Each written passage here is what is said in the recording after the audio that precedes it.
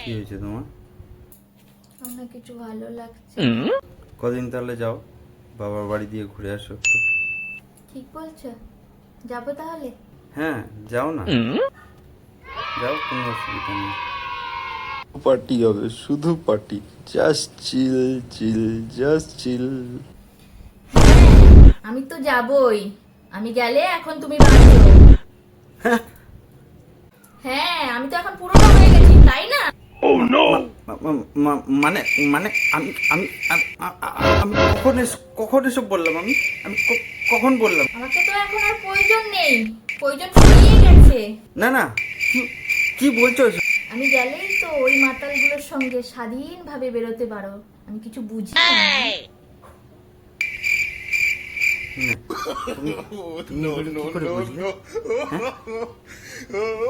আচ্ছা ছাড়ো, আমি বলি কি, শোনো, তোমার কোথাও যেতে হবে না বাবা, তুমি ঘরে থাকো।